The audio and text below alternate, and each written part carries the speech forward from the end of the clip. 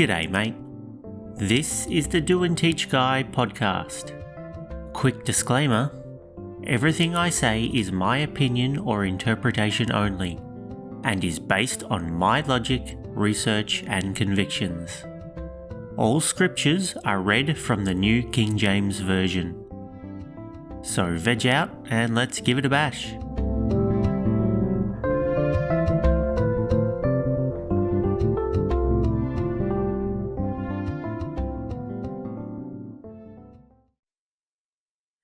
This is episode 7, and today we're going to talk about Moses and the parting of the Red Sea. So, you know how every depiction of Moses parting the sea shows him lifting up his staff and the water shooting backwards and upwards, forming two giant upside-down waterfalls? Well, is that really what the Bible says? Let's have a closer look and see. The event is recorded in Exodus 14 verses 19 to 29, but we will go through it in chunks. But first, a little disclaimer. So this event happened a long time ago, and there isn't a lot of evidence of where exactly the Israelites crossed the Red Sea. So I will be making some assumptions based on rough distances and walking speeds. I'm also basing my assumptions on a crossing point about halfway down the Gulf of Aqaba. This is mostly based on Ron Wyatt's research, who was a famous archaeologist of biblical things. Let's assume that the point at which they crossed was about 16 kilometers wide, or just over 10 miles, and they moved at an average walking speed of about 4 kilometers per hour, which is reasonable considering the young and old were with them. That puts their crossing at about 4 hours. So this is no little stream being forded. Some backstory. The year is 1446 BC, and the Israelites have just left the plagued city of Egypt after being slaves for hundreds of years. They had just spent the last week or two walking about 400 k's or 250 miles with their carts full of their stuff, including a bunch of gold they acquired from the Egyptians. Not to mention that their herds of cattle and sheep were shuffling along behind them. It probably would have been about a week after the Israelites left that Pharaoh decided to set out with his army to track them down and kill them all. They chased them with their chariots and were probably catching up fast. Eventually, the Israelites were trapped on a beach between an ocean and a narrow mountain tunnel. The Pillar and Cloud. Alright, let's read verses 19 and 20. And the angel of God who went before the camp of Israel moved and went behind them. And the pillar of cloud went from before them and stood behind them. So it came between the camp of the Egyptians and the camp of Israel. Thus it was a cloud and darkness to the one, and it gave light by night to the other, so that the one did not come near the other all that night. So God made a cloud in between the Egyptians and the Israelites, and the cloud was there all night. The two armies were probably camped only a few kilometers away or miles apart, clearly within sight range. If the Egyptian army were to charge at them, it would probably not take more than an hour to meet them and start slaughtering them. Thus the need for the God barrier. The parting.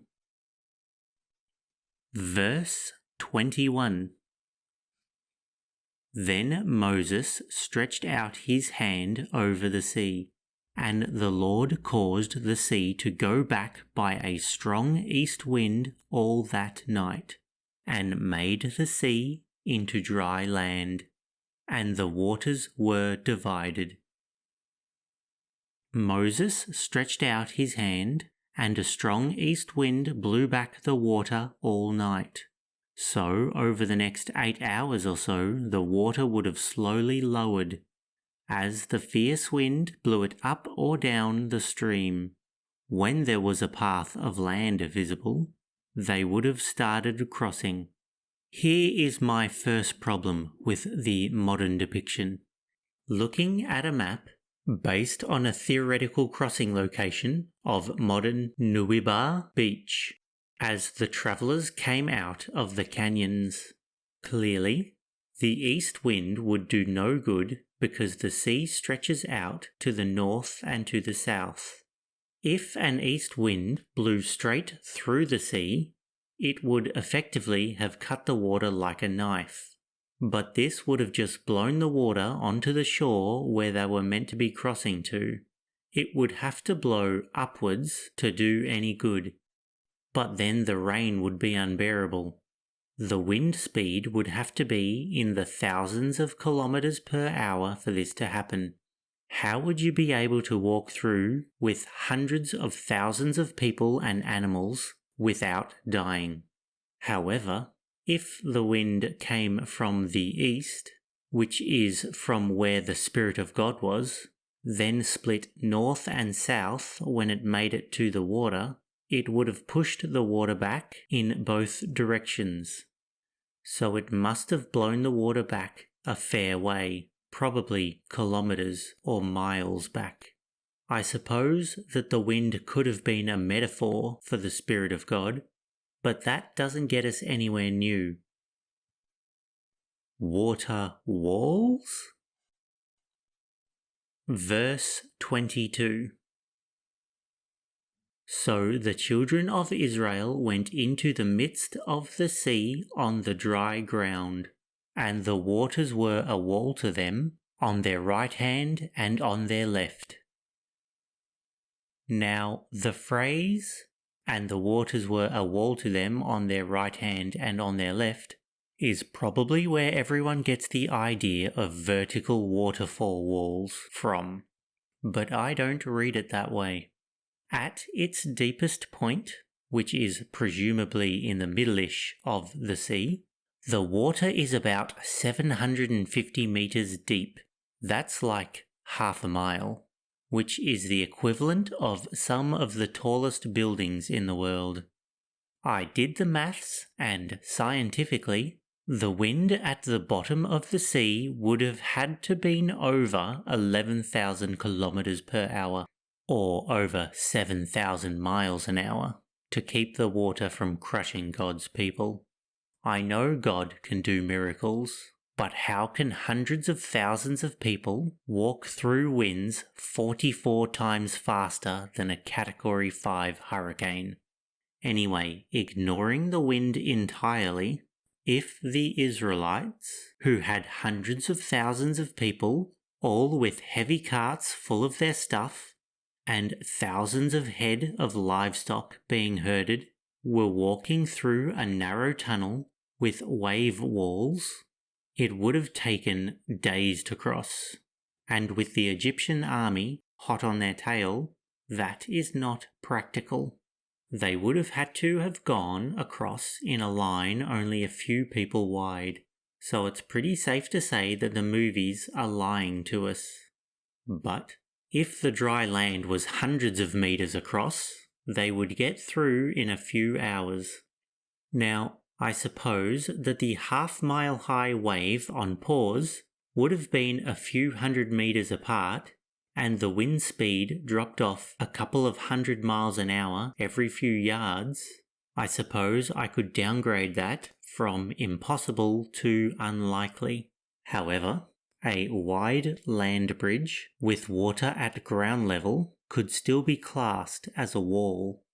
A wall in the sense that they could not go that way.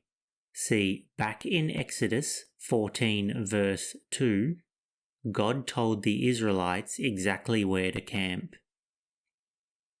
Speak to the children of Israel that they turn and camp before Pi-hahiroth, between Migdol and the sea, opposite Baal-zephon. You shall camp before it by the sea. Presumably, this was the shallowest part of the sea where the land bridge would appear. I doubt that God would have just picked that point at random. Another reason why I don't think it was two vertical walls of water, like in the movies, is this. I don't think that the Egyptian army would have seen the two supernatural aquarium-style walls of water, supported by nothing but air, would have said to themselves, "Yeah, this looks perfectly safe," and not a trap by the God of the Israelites, who'd just cursed us with 10 supernatural plagues that destroyed our entire country. She'll be right, let's go. Seeing a flat, dry plain of sand is much more likely for them to give chase. The chase. Verses 23 and 24. And the Egyptians pursued and went after them into the midst of the sea, all Pharaoh's horses, his chariots, and his horsemen. Now it came to pass, in the morning watch, that the Lord looked down upon the army of the Egyptians, through the pillar of fire and cloud, and he troubled the army of the Egyptians. If you didn't know, God was always visible to the Israelites since they left Egypt. He went in front of them, showing them where to go and when to go. He appeared as a cloud by day and a tower of fire by night. Not really something you'd miss. But of course, in this case, God was behind them still, blocking the view of the pursuing army. So when verse 24 says, "He looked at the army through the cloud and fire," it must have been transitioning between day and night. It mentions the morning watch, which should put it in between 3 and 6 a.m., confirming about sunrise time. Sabotage. Verse 25. And he took off their chariot wheels, so that they drove them with difficulty. And the Egyptians said, "Let us flee from the face of Israel, for the Lord fights for them against the Egyptians." So the army starts freaking out that the Israelite God had it in for them because their stuff started falling apart. This obviously slowed them down, so they were no longer catching up to the Israelites. They were probably halfway across the sea at this point too. The trap. Verse 26. Then the Lord said to Moses, "Stretch out your hand over the sea, that the waters may come back upon the Egyptians, on their chariots and on their horsemen." Obviously, Moses waited till they were all safely on the other bank first. Verse 27. And Moses stretched out his hand over the sea, and when the morning appeared, the sea returned to its full depth, while the Egyptians were fleeing into it. So the Lord overthrew the Egyptians in the midst of the sea. Here Moses does what he is told. The text says that, quote, "When the morning appeared, the sea returned to its full depth," meaning it didn't take all night to come back like it disappeared. This verse definitely doesn't imply that the wave walls just instantly collapsed on the army, like shown in the movies. It makes more sense that the waters rushed back from a distance. I would say that God stopped the fierce wind blowing several kilometers back to the north and to the south, and the water started hooning towards the army from both sides. Like a dam bursting, A wave came noisily and swiftly charging towards the helpless army as they hopelessly scurried about in panic as they saw the water approach. It must have been like that scene in the Lord of the Rings movies, where the water rushes down the river with a stampede of water horses in it. I don't know if anyone has been hit by a large wave, but water in large quantities rushing towards you will knock you down. Or in the turbulence and tumbling, you don't know which way is up to swim towards, and you would run out of air before you hit the surface. Keep in mind it was half a mile swim for them straight upwards before they got any air. The army would have been washed all over the place in raging rapids as the water hit them from one or even both sides. I'm not surprised that none of them survived. Sidetrack, a historical note. An interesting historical side note is that if you look up the history of the Egyptians from that time, you will see that their army disappeared and Egypt took a steep decline in its power. Also, if you noted, the text said that the water returned to its full depth, meaning it wasn't at its full depth. So 2 walls of water is out, from my reading of it anyway. Feel free to disagree. The summary. Verses 28 and 29. Then the waters returned and covered the chariots, the horsemen, and all the army of Pharaoh that came into the sea after them. Not so much as one of them remained. But the children of Israel had walked on dry land in the midst of the sea, and the waters were a wall to them on their right hand and on their left. These verses just recap what happened. So that's about it. The water took hours to lower, minutes to return.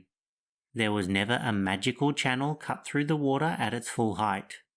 That stuff was just put in the movies to make it look more dramatic and more miracle-like. Movie producers prefer hype over truth. But you shouldn't.